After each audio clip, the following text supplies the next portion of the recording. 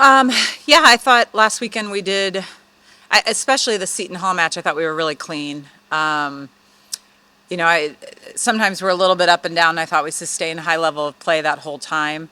Um, we're going to be, in for two dogfights this weekend. Marquette is obviously picked to win the league, playing really good volleyball. Swept DePaul this morning in a match, and then DePaul is up and down. I mean, they've played some great volleyball. They've struggled some too, but I think one thing we've learned in the league is we'll always get usually the best version of teams. So we anticipate a great match on Saturday against them also. It's been such a good rivalry with Marquette through the years. What's different about this year's team? They're non-conference. They played all the whole top 25, so the record's not as good. But what are you seeing from them this year compared to their past teams? Well, the interesting thing is, yeah, they have a lot of losses, but they're still a top 25 RPI team. The RPI came out this week, so that tells you how strong of a schedule. They really should have beat Wisconsin, who's number one in the country. They had them on the ropes.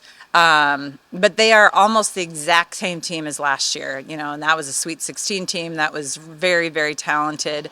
They run a super fast tempo. They've got a fantastic setter, and then they've got great hitters all over the place. So the only change in their roster is the libero position. But obviously, we anticipate a battle. Do you look forward to this match every year with Marquette? It's two powerhouse teams in the Big East. Yeah, I always, I think we look forward to every match, right? But I think it's fun to play really high level teams. And, when we went to Marquette last year, they manhandled us in three straight sets. But generally, Marquette Creighton are pretty good battles. And so, we anticipate the same. And hopefully we can play good volleyball. I anticipate they will. Your serving's been a little better of late. Sydney's gone on some long runs. You talked about Sky. Is it just the practice, the habits they're developing are kind of finally coming to fruition, or is it something different they're doing? I think it's reps, it's confidence, it's understanding when you should go for it. Adam, our new assistant, has been taking a lot of leadership in serving and really, really challenging them to hit small areas of the court. So if we need to hit a specific passer, that we can do it.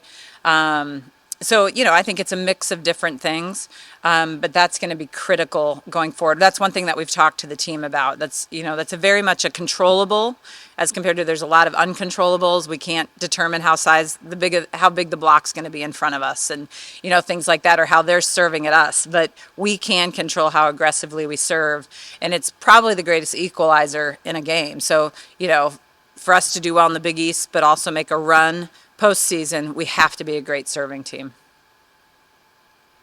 DePaul's got a kid.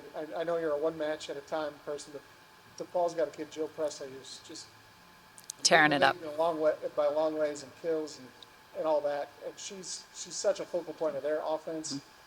How do you try to slow her down? Do you try to slow down everybody else, knowing she's going to get hers? What's your thoughts on that? Well, she is going to get hers. I mean, there's no question a kid like that is going to get some kills. You just can't let a kid like that take over a match, and she's done that against a lot of teams. And that's easier said than done, because she has you protect one thing and she hits something else. So, and she's sitting out of the front row and the back row, so you don't even get a respite when she moves to the back row. So, she's been really impressive, and and then they've got some good pieces behind. They last weekend their setter was out, but that other setter played today, so they were back in the 6-2. So we'll anticipate, they'll have six hitters coming at us on Saturday. And then Kiana Schmidt is the Big East Defensive Player of the Week. She's a Wisconsin native coming home. How has she played and improved her game this season? She's just so steady, and I think the thing with Kiana is she's mentally resilient. She just rarely has a bad game. She might have a bad attack, but she can move on to the next one. I think that's what makes players special, is that they can, make an error and say, give me the ball again. And she's just that sort of kid. And then she's not a huge kid for the middle position. I mean, she's still 6'2", but she's a great blocker. And I think for her size, she's just really smart. She tracks players well, has good foot speed. And she's just, she's just playing great volleyball. And, she hit at such a high clip on Friday. It was kind of funny in the locker room. Brian called her out on how high a hitting percentage, and she gets all red and she's so uncomfortable. Like she's just such a team player. It's not, it's never about Kiana.